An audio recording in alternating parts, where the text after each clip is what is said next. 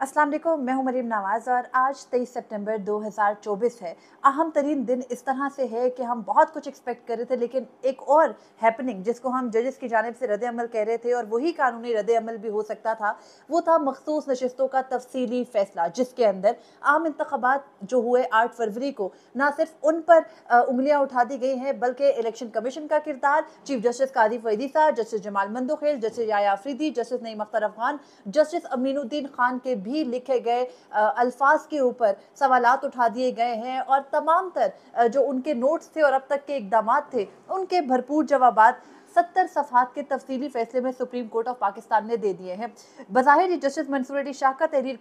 करदा फैसला लगता है और ऐसा भी लगता है कि शायद इस फैसले से जुड़े कुछ नोट्स भी सामने आए मुस्तकबिल में, लेकिन फिलहाल जो फैसला जारी किया गया है इसकी चीदा चीदा नकात आपके सामने रखती हूँ। मजीद तफसीलात को आइंदा हम रोज डिस्कस करते ही रहेंगे। फैसले के अंदर सबसे पहले सुप्रीम कोर्ट ने वाजे किया है, सुप्रीम कोर्ट के इन 8 जजेस ने, कि जिस तरह के गैर मामूली हालात पाकिस्तान तहरीक इंसाफ के लिए बनाए गए, उन गैर मामूली हालात को बनाने में इलेक्शन कमीशन ऑफ पाकिस्तान बतौर इलेक्शन कमीशन, जो कि एक आज़ाद इदारा है जिसका आर्टिकल 218(3) के तहत एक ही उनकी बुनियादी जिम्मेदारी है साफ शफाफ और मुनसिफाना इंतखाबात कराना, वो अपनी बुनियादी जिम्मेदारी पूरी नहीं कर सके। इलेक्शन कमीशन को तो चार्जशीट किया ही गया है इस फैसले के अंदर, लेकिन बल्ले के इंतखाबी निशान, उसके अलावा जस्टिस नईम अख्तर अफगान और जस्टिस अमीनुद्दीन खान का वो नोट जिसके अंदर उन्होंने ये तंबी की थी कि ज़रूरत नहीं है ऐसे किसी भी फैसले के ऊपर अमल दरामद करने के जो आईनी और कानूनी तौर पर दुरुस्त नहीं लगता, और उसके अलावा जो आर्टिकल 187 का इख्तियार है उसमें chief justice justice Yahya Afridi और जस्टिस मंदोखेल की राय, उनका हकाइक से मुंह मोड़ना, और उसके अलावा जो इलेक्शन कमीशन का पूरा किरदार है उसको तफसील से इन जजेस ने डिस्कस किया है। एक एक सफ़े, एक एक पैराग्राफ के अंदर हर चीज़ को लेकर के चला गया है। शुरू किया गया है आईने पाकिस्तान से, आईने पाकिस्तान के तकद्दुस से, फिर उसके बाद आवाम के वोट के हक से, उसके बाद जो सियासी जमातें हैं उनकी अहमियत से कि जमहूरी निज़ाम के अंदर सियासी जमातें किस तरह से जामिन हुआ करती है और उनको ख़त्म करके जमहूरी निज़ाम को नहीं चलाया जा सकता। उसके बाद इलेक्शन कमीशन के किरदार को शुरू ही में डिस्कस किया गया है और इलेक्शन कमीशन के किरदार के हवाले से ये लिखते हैं सुप्रीम कोर्ट के ये 8 जजेस अपने तफसीली फैसले के अंदर कि इलेक्शन कराने की मजाज अथॉरिटी जमहूरियत की गारंटर होती है और इलेक्शन कमीशन ऑफ पाकिस्तान ना सिर्फ इंतखाबात कराने की इंतजामी बॉडी है, बल्कि इलेक्टोरल वकार और जमहूरियत के तसलसल का भी जामिन है। उसके अलावा सुप्रीम कोर्ट अपने तफसीली फैसले में यह भी कहता है कि जब इलेक्शन अथॉरिटीज़ इन बुनियादी असूलों से मुनहरिफ होकर एक मरकजी जमात को, यानी पाकिस्तान तहरीक इंसाफ की तरफ इशारा है कि उसको गैर कानूनी तौर पर उनसे पहचान उनकी छीन ले और ना सिर्फ उम्मीदवार बल्कि वोटर को भी उसके हक से महरूम कर दे, तो फिर इलेक्शन कमीशन अपनी इदारा जाती साख्त और इज्जत खो देता है। उसके अलावा यह भी कहा गया है कि जो 8 फरवरी कराने की इलेक्शन कमीशन की जिम्मेदारी थी आर्टिकल 218(3) के तहत, जो कि साफ शफाफ गैर जानिबदाराना और मुनसिफाना इंतखाबात की थी, उस जिम्मेदारी को इलेक्शन कमीशन पूरा नहीं कर सका है। सुप्रीम कोर्ट के ये 8 जजेस ये भी कहते हैं कि जो इलेक्शन कमीशन इंतखाबी अमल में गलतियां करे, जब इलेक्शन कमीशन इंतखाबी अमल में गलतियां करता है तो अदलिया का इख्तियार है कि वो अदालती मुदाखलत करती है, क्योंकि अदालतें जो कि अदलिया है हमारी, उसका भी ये काम है कि वो अवाम की जो विल ऑफ द पीपल है उसका तहफ़्फ़ुज़ करे। और ये उन तमाम तर सवालात का जवाब है जो कि दौरान समात उठाए गए। चीफ जस्टिस कहते थे कि जो आइन में दर्ज है, प्लेन रीडिंग है आइन की, हम उससे कैसे मुनहरिफ हो सकते हैं। 8 जजेस ने अपने तफसीली फैसले में कहा है कि जब आइन की जो प्लेन रीडिंग है, यानी आइन को अगर सादा तरीके से पढ़ा जाए और उससे आइन की रूह, जो आइन की असल मंशा है, वो पूरी ना हो, तो फिर उसकी मीनिंगफुल सुप्रीम कोर्ट उसकी मीनिंगफुल तशरीह कर सकता है, यानी उसके मतलब पर जा सकता है, ताकि आइन का असल मकसद, उसकी असल रूह जिंदा रहे। उसके अलावा ये जजेस जो अहम सवाल उठा रहे हैं वो इलेक्शन कमीशन के किरदार पर है। जजेस कहते हैं कि इलेक्शन कमीशन ऑफ पाकिस्तान अपने इस तफसीली फैसले में सुप्रीम कोर्ट कहती है कि वो एक फरीक के तौर पर एक्ट कर रहा था, जबकि इलेक्शन कमीशन का काम आज़ादाना, गैर जानिबदाराना और मुनसिफाना इंतखाबात कराना है, और बज़ाहिर इस मुकदमे के अंदर इलेक्शन कमीशन वो नहीं कर सका। उसके अलावा जो इस फैसले का सबसे अहम तरीन हिस्सा मेरी नज़र में है वो ये है कि ये जजेस वाजे करते हैं, जब से 12 जुलाई का फैसला आया था एक ही बहस छिड़ गई कि कौन से इख्तियार के तहत आपने पीटीआई को नशिस्तें दे दी। ये तो सुन्नी इत्तेहाद काउंसिल का केस था, पीटीआई तो फरीक ही नहीं थी। तो यहाँ पर जो अहम तरीन जवाब इन जजेस ने दिया है वो आर्टिकल 187, जो कि सुप्रीम कोर्ट का मुकम्मल इंसाफ करने का इख्तियार है, उससे मुतालिक है। ये जजेस ये कहते हैं कि आर्टिकल 187 शिक 1 के तहत सुप्रीम कोर्ट के पास मुकम्मल इंसाफ का इख्तियार है। और उसके बाद जस्टिस मंसूर अली शाह जब भी जजमेंट लिखते हैं तो वो उस जजमेंट को पहले ऐसे लिखते हैं जैसे कोई किताब हो, यानी एक प्रीफेस होती है, उसमें हर टॉपिक को बारी बारी हेडिंग के साथ डिफाइन किया जाता है। तो उन्होंने बाकायदा रीजनिंग लिखी है कि वो कौन सा नुक्ता था जिस पर चीफ जस्टिस काजी फैजीसा, जस्टिस जमाल मंदोखेल और जस्टिस याया आफरीदी उनसे इख्तलाफ कर बैठे। उसके अलावा पूरे फैसले के अंदर आखिरी 3 पैरा से पहले पूरे फैसले में जस्टिस नईम अख्तर अफगान और जस्टिस अमीनुद्दीन खान का जिक्र इतना खास मौजूद नहीं है। ये जजेस ये कहते हैं कि जस्टिस काजी फैजीसा, जस्टिस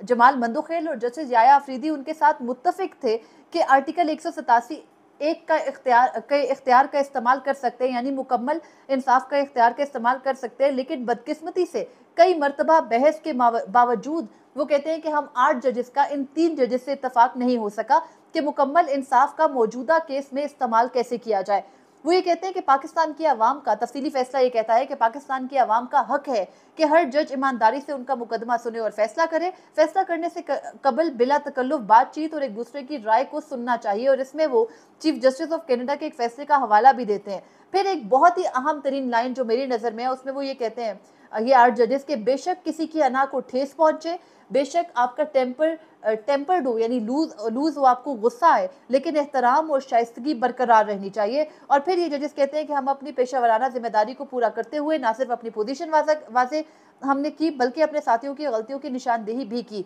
फिर वो कहते हैं कि बदकिस्मती से हम 8 जजेस 3 जजेस को अपने नुक्ता नज़र से मुत्तफिक कर सके, ना ही उनके नुक्ता नज़र से मुत्तफिक हो सके। फिर वो कहते हैं कि हम 8 जजेस और हमारे 3 साथी इलेक्शन कमीशन और रिटर्निंग अफसरान के गैर कानूनी हरकत और इकदाम पर मुत्तफिक थे। यानी अहम तरीन हिस्सा इस फैसले का यह है कि चीफ जस्टिस काजी फैजीसा, जो कि अभी तक मुतअद्दिद मौकों के ऊपर पीटीआई के खिलाफ अपने फैसलों को डिफेंड भी करते हमें नजर आते हैं, वो भी मुत्तफिक थे कि इलेक्शन कमीशन और रिटर्निंग अफसरान ने पीटीआई के साथ दुरुस्त रवैया नहीं रखा। कागजात नामजदगी जमा होने से इलेक्शन डे तक और उसके बाद भी पीटीआई के साथ इलेक्शन कमीशन का रवैया दुरुस्त नहीं था, जिसकी वजह से पीटीआई को नुकसान पहुंचा। इस पर मुत्तफिक है chief justice of Pakistan justice काजी फैजीसा।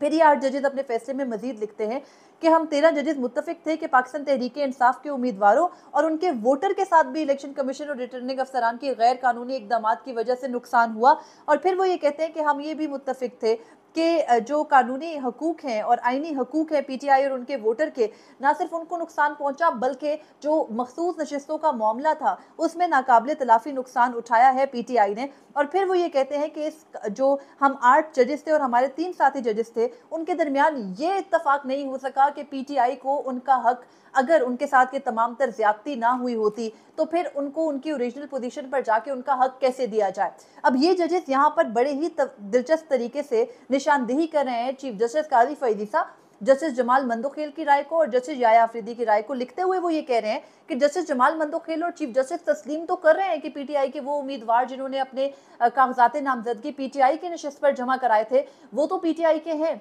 फिर वो कहते हैं कि जो जस्टिस याया आफरीदी है वो भी पीटीआई के उम्मीदवारों को तस्लीम करते हैं, लेकिन तब तक जब तक उन्होंने सुन्नी इत्तेहाद काउंसिल में शमूलियत इख्तियार नहीं की। तो वो ये कहते हैं कि हम जो है वो ये कहते हैं कि जब आप एक लॉजिक को तस्लीम कर रहे हैं, यानी आप तीनों जजेस चीफ जस्टिस काजी फैजीसा, जस्टिस जमाल मंदोखेल, जस्टिस याया आफरीदी तस्लीम कर रहे हैं कि पीटीआई का हक था, तो फिर आपके अल्फाज की लॉजिक आपकी हकीकत जो है उससे भी करीब होनी चाहिए। फिर वो ये कहते हैं कि इलेक्शन में बड़ा स्टेक अवाम का होता है और जो इंतखाबी तनाज़ात हैं इनको बुनियादी तौर पर सिविल तनाज़ात से मुख्तलिफ रखना होता है और इनको हम मुख्तलिफ तरीके से देखते हैं। तो यहाँ पर ये जजेस ये कह रहे हैं कि जो ये तमाम तर केस हमारे सामने आया, इस केस में हम इस लॉजिक को नज़रअंदाज नहीं कर सकते कि किन हालात में पाकिस्तान तहरीक इंसाफ के कैंडिडेट्स को उनका इंतखाबी निशान छीन कर उनको जो है वो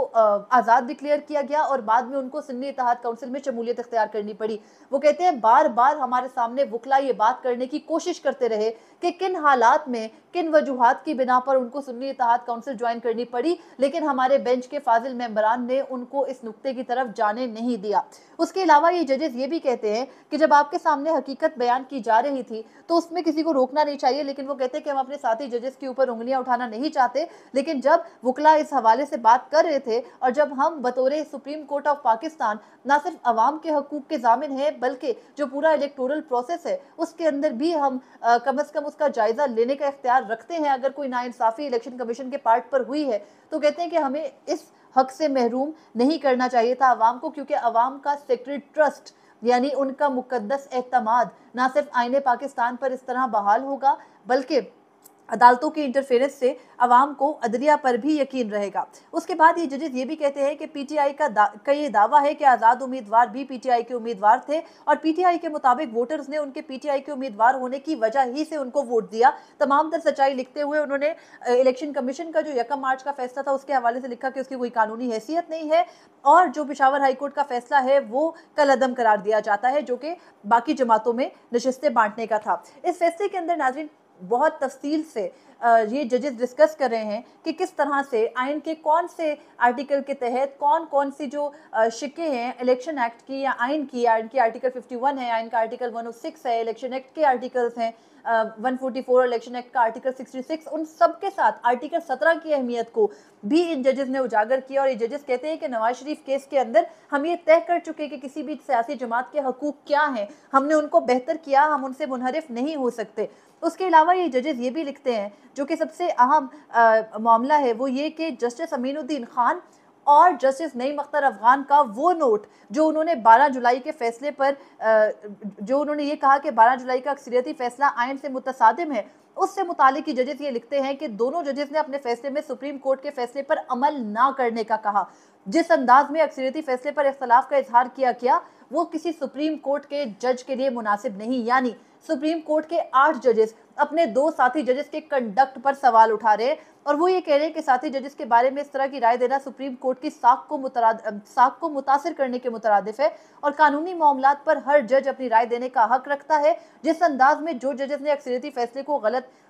गलत कहा, ये निज़ाम इंसाफ में खलल डालने के मुतरादिफ है। तो आज सुप्रीम कोर्ट के इन 8 जजेस ने वो तमाम तर इबामात दूर कर दिए जो इबामात अभी तक थे। उन्होंने आर्टिकल 187 के इख्तियार को तस्लीम किया। उन्होंने ये भी बताया कि किस तरह चीफ जस्टिस भी मुत्तफिक थे कि पीटीआई के साथ हक तलफी हुई, जस्टिस जमाल भी मुत्तफिक थे, जस्टिस याया भी मुत्तफिक थे, लेकिन इत्तफाक करते हुए भी उन्होंने अपनी लॉजिक गढ़ने की कोशिश की और उन्होंने प्लेन टेक्स्ट ऑफ कॉन्स्टिट्यूशन के साथ जाने की कोशिश की जो कि आइन की असल रूह के साथ मुताबिकत नहीं रखता था। उसके अलावा ये जजेस ये भी कहते हैं कि ये अहम तरीन हुक्मनामा है और इस हुक्मनामे की जो कॉपी है वो उसका उर्दू वेरिएंट भी वेबसाइट पर अपलोड किया जाएगा। एक और अहम तरीन मामला जो कि आज के दिन से भी अहमियत रखता है, 3 रुकनी जजेस कमेटी नाज़रीन बनाई गई है नई ऑर्डिनेंस के जरिए